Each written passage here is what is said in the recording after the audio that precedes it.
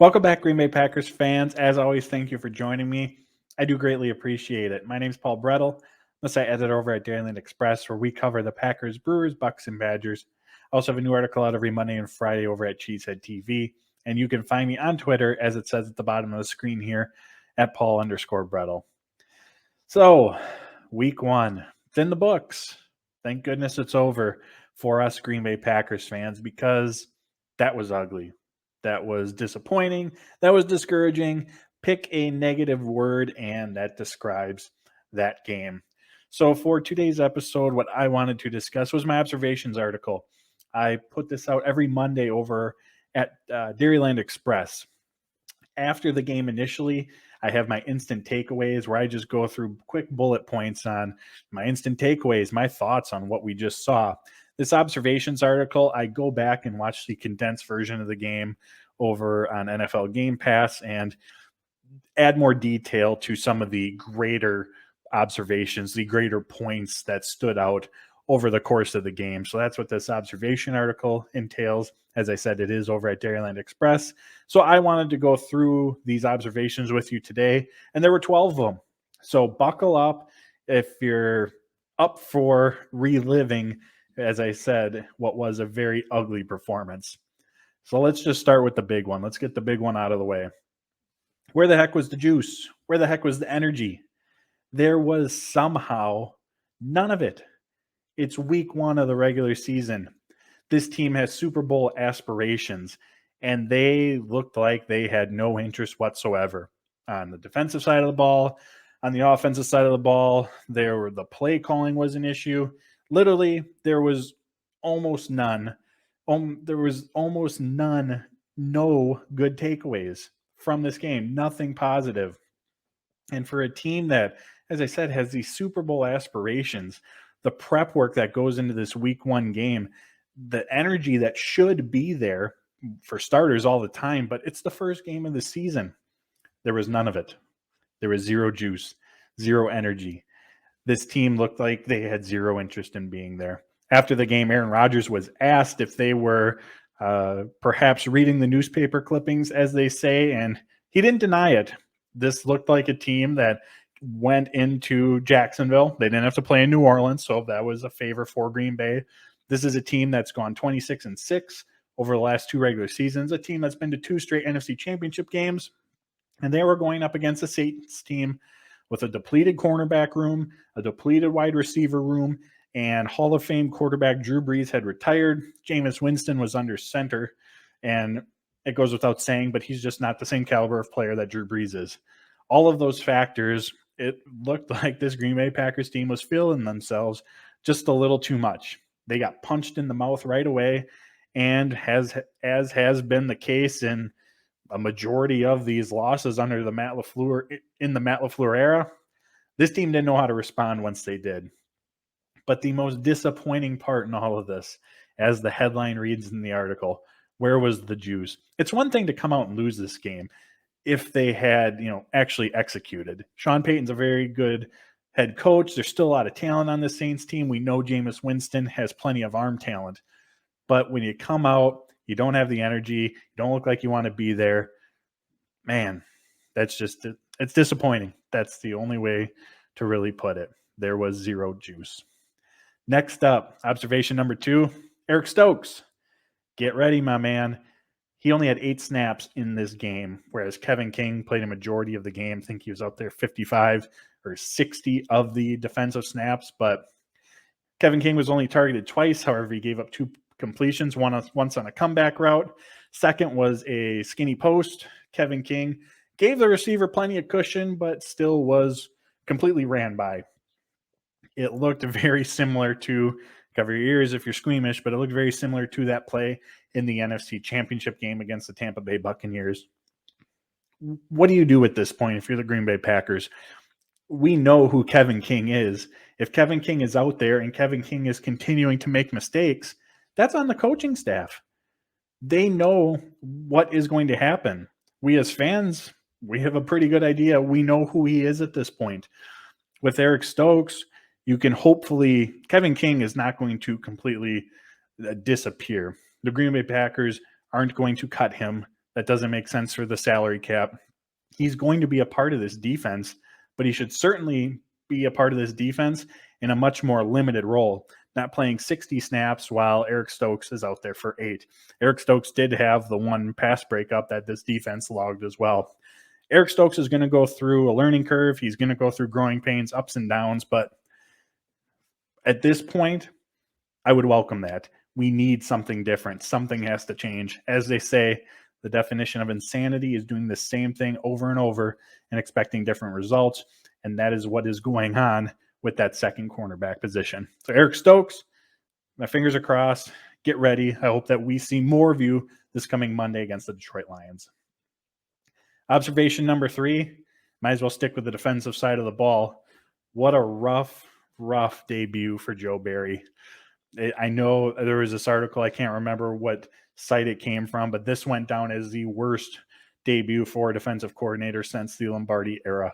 Green Bay Packers, and it really didn't look much different than what we had seen under Mike Pettin. The defensive front, and we'll get to the Saints offensive line here in a second, but the Packers defensive front was absolutely bullied. They generated no pressure. The Saints run game, while they didn't rip off any huge runs, they got 4, 5, 6 yards pretty much at will every time they touched the ball. The linebackers, Devondre Campbell, Chris Barnes, yeah, they had some nice tackle totals, but the impact plays, something that I know I've talked about, something that I know I've written about, hoping that we would see more from this linebacker unit, they weren't there.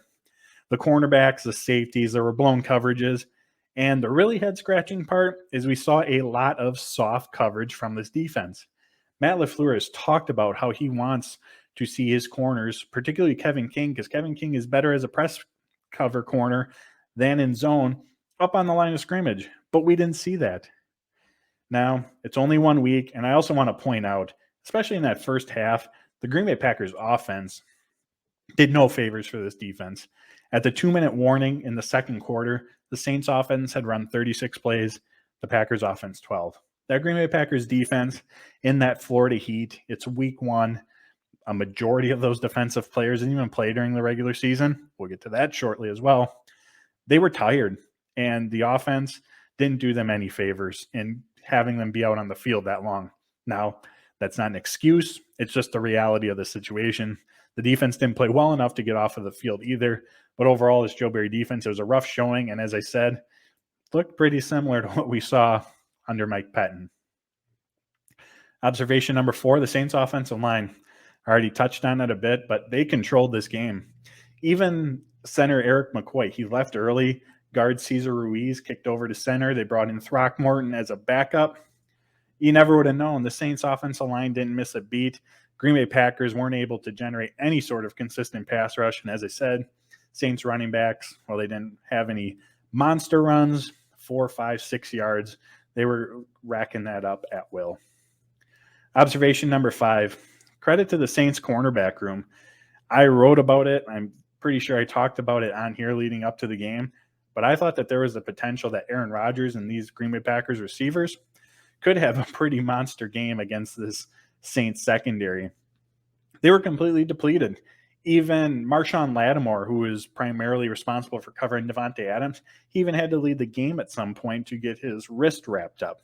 They were relying on Desmond Trufant, who he had a rough year in Detroit in 2020. He was cut by the Bears just a week or two ago. Paulson Adebo, someone that I did really like coming out of this year's draft, but he hadn't played in 2 years. He's a rookie. This should have been a secondary that the Green Bay Packers should have been able to take advantage of. Aaron Rodgers mentioned after the game that last year the Saints, and I think I mentioned this in my Final Thoughts article, that the Saints really blitzed Green Bay in 2020. However, they didn't do that this time. This time they went into a cover 2 look, and the Green Bay Packers were unable to crack that code whatsoever. Davante Adams was held to 56 yards. 31 of those came on 1 reception. MVS had 17, Allen Lazard 16. There was no separation whatsoever. I still have to check out the all-22 film to really get a look, because obviously once the receivers get more than 7, 8, 10 yards downfield, we can't see what's going on the TV copy. But there appeared to be little separation from these receivers against the Saints secondary. So tip your hat, credit to them. Takeaway number 6, observation number 6, Jordan Love made his NFL debut, and I'm guessing there aren't many of us who thought that it would come this week. I'm sure we all had our fingers crossed. It'd be in week 17 when the Green Bay Packers had already clinched a first-round bye, and that's obviously still in the cards, but Jordan Love made his debut here week 1, and he was solid. He was solid, to say the least. He completed 5 of his 7 passes, a 32-yard pass to Randall Cobb, a 19-yard pass to Amari Rodgers. He actually converted the only Green Bay Packers third down of the game. They were 1 for 10. That's just that's one of the many stats that were just incredibly abysmal. But Love looked solid. You saw him go through his progressions. You saw him move around within the pocket to extend the play, keeping his eyes downfield. It was very encouraging. It's also important to remember that the Saints team, they were playing very vanilla defenses. It was the end of the game. They were just playing prevent safe defenses. So it's not as if at the line of scrimmage or even as the play was unfolding that there was a lot for Jordan Love to unpack, to try to identify. But still, nonetheless, NFL debut, it was solid to say the least. Observation number 7, might as well stick with the quarterback position. Aaron Rodgers, what the heck was that? His accuracy, way off. His decision-making, in question throughout the whole game. The 2 interceptions that were thrown, they were so uncharacteristic of him. That first interception, he said that he should have just either dumped it off to Aaron Jones right away or just thrown the pass away. The second interception, he mentioned that Davante Adams, who was running a post route, they had set that up a few times, and he was hoping that that would take the safety over to the other side of the field, leaving MVS one-on-one. However, that's not what happened. And the fact that Rodgers threw it, that makes me think that he had already kind of predetermined that throw, or he even mentioned that he didn't see the safety, which when is the last time that Aaron Rodgers has – it's Aaron Rodgers. He didn't see the safety?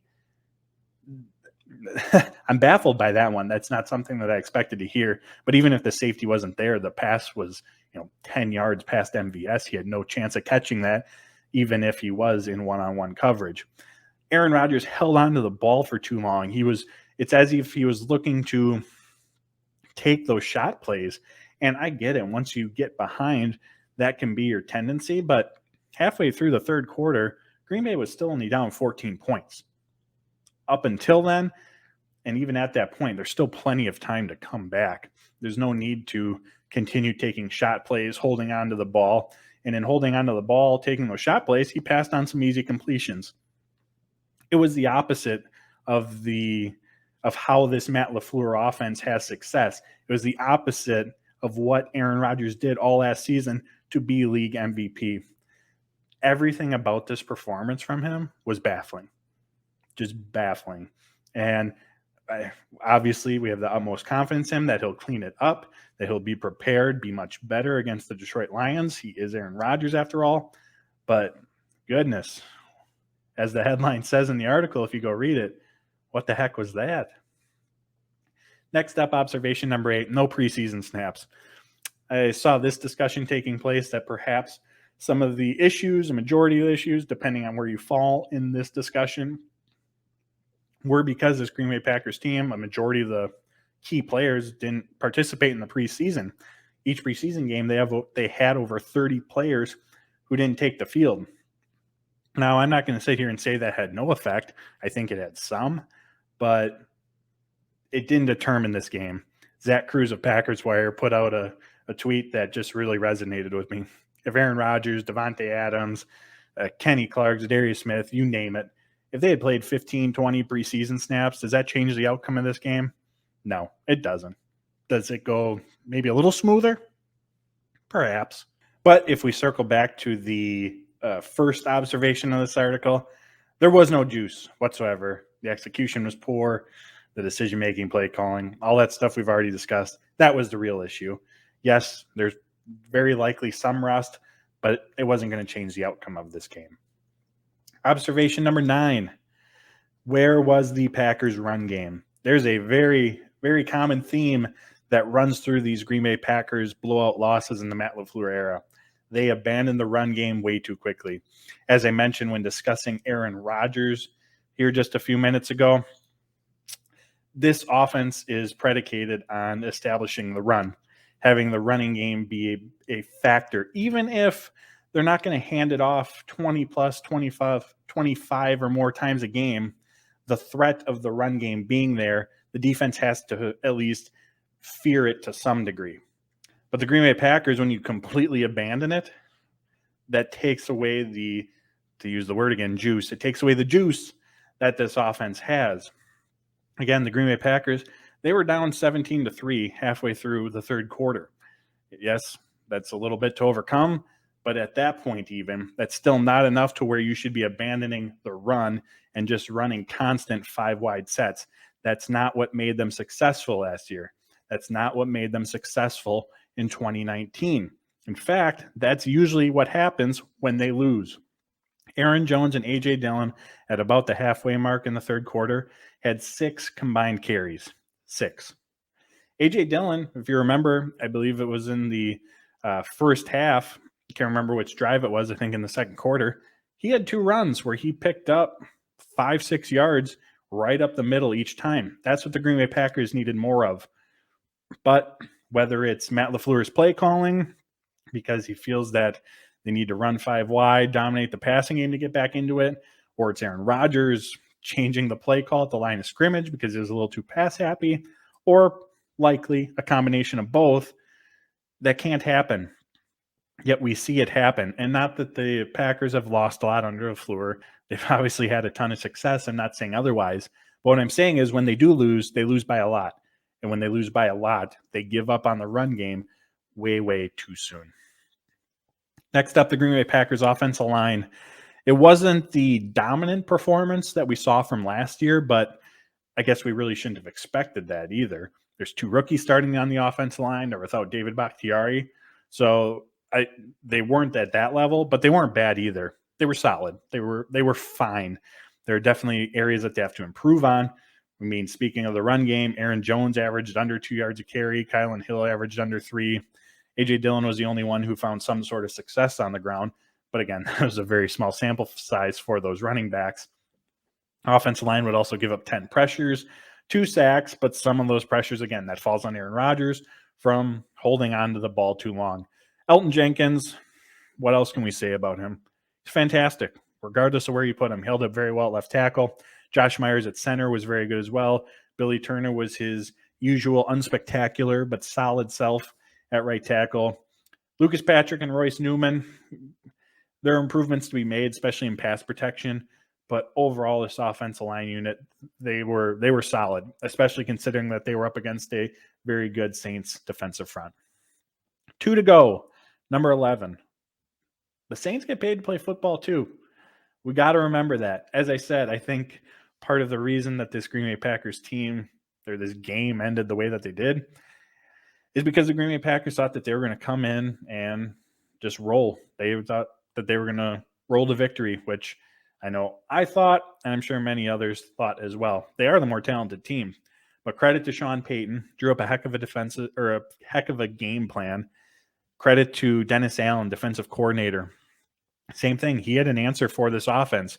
Jameis Winston. I talked about this in my big questions. Do we see a less turnover-prone Jameis Winston in the Saints offense? It's only one game, but we absolutely saw that against the Green Bay Packers. His decision-making was much better than what we saw when he was with the 2019 Tampa Bay Buccaneers. I'm sure that's part of being in an offense run by Sean Payton. Like I said, who's a very good coach, having a year to learn from Drew Brees, but also it's a lot easier to hang back, make good decisions when the pass rush isn't getting to you whatsoever. So overall, this Saints team, they came to play. The Green Bay Packers did not. Again, credit to them for that. Lastly, I know it's hard, but it's only one game. There are still 16 more of these. And if it makes you feel any better, the Tampa Bay Buccaneers lost to New Orleans Saints last season, 38-3 as well. The key at this point is how the Green Bay Packers respond. Now, fortunately, knock on wood, hopefully, they have the Detroit Lions coming to town at home Monday night. This Detroit Lions team is not good. This is a game that the Green Bay Packers absolutely should win. They should absolutely win by multiple scores. This is the perfect environment of at home, prime time, a struggling team coming off a loss in the Lions, where it presents itself as that get right game, as they say. So that's the important part right now. Not what happened Sunday. Watch the film, learn from it, be critical, then burn that sucker. It's time to move on to the Detroit Lions, where, as I said, the Packers have the opportunity to have that get right game. But in the grand scheme of the NFL season, yes, it hurts. It sucks even worse how they lost. Like I said, no juice. The fact that it was week one, but it's one game. Packers weren't going to go undefeated in the 17-game season. So let's just all try to keep that in mind. So there's my 12 observations. As I said originally, you can find this over at Dairyland Express. I greatly appreciate you all tuning in. If you're listening to the podcast version of this, wherever you find your podcast, rate, subscribe, review, all that good stuff. I do greatly appreciate it. As always, I'll be back in a few days with another video. But until then, stay safe, take care, and as always, go Pack, go.